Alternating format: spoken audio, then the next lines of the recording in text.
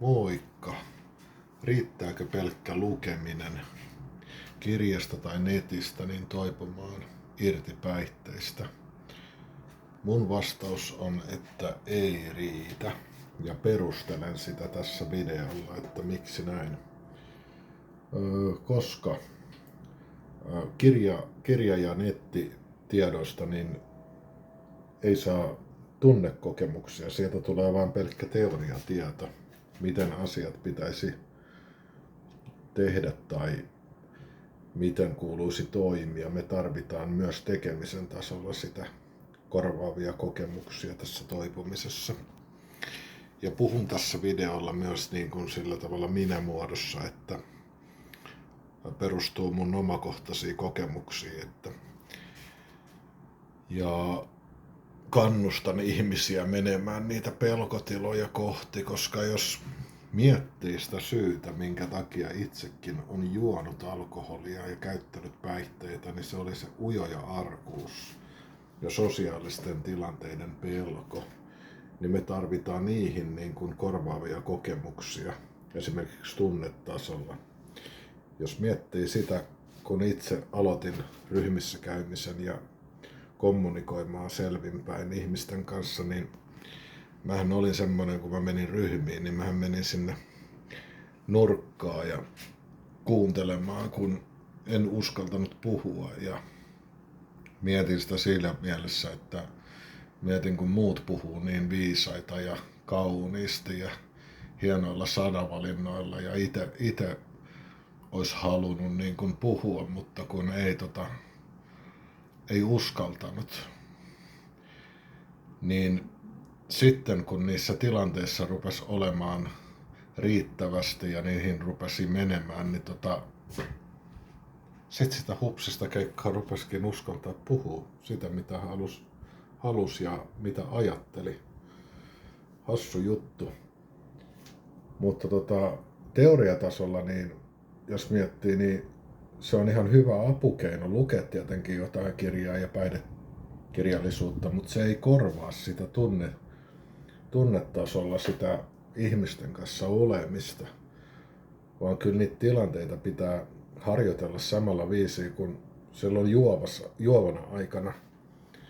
Et jos miettii sitä, että on tottunut kommunikoimaan tiettyjen päihteiden vaikutuksen alasena ja hyvässä humalatilanteessa niin kuin muiden ihmisten kanssa, niin se vaatii sen korvaavan kokemuksen. Ja tähän perustuu myös niin kuin sit vertaistuki.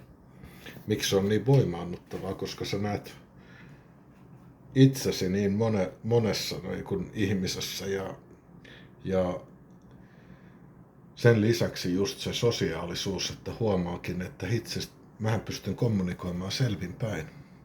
Missä muualla sitä pystyy niin kuin harjoittelemaan.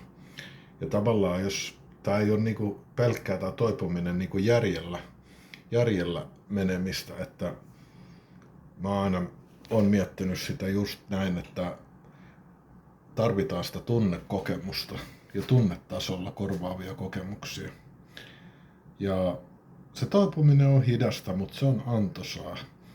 Ja niitä omia pelkotiloja kohti kannattaa vaan niin kuin pyrkiä menemään. Tuntuu miltä tuntuu, että ei ole semmoista oikeeta tai semmoista oikeata aikaa mennä ryhmään tai oikeata aikaa lähteä hakemaan apua. Jos haluaa lopettaa ja haluaa niin kuin irti päihteestä, niin sinne on vaan niin kuin mentävä ja haettava sitä apua vaikka johonkin päihdekatkolle aluksi ja sitä kautta juttelemaan jonkun ammatti-ihmisen kanssa ja sitä kautta vertaistukiryhmiin, sitä kautta erilaisiin järjestöihin, missä tarjotaan sitä keskusteluapua ja kahvikupin ääressä keskustelua. Mut näin. Ja tämmönen niinku vielä loppukaneettina, niin se kiire pois siitä omasta toipumisesta, että tässä ei ole mikään kiire. Tää ei ole nopeuskava. Se hätäinen mieli on se, mikä sit syöttää kaiken näköistä meille, että meidän pitäisi tehdä tätä ja nopea ja helppo. Mutta tää ei ole nopeata ja helppoa tää toipuminen.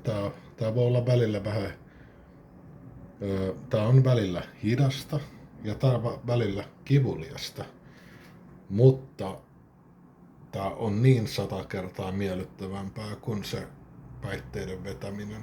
Suosittelen kaikille. Toivottavasti tästä videosta oli jollekin jotain apua ja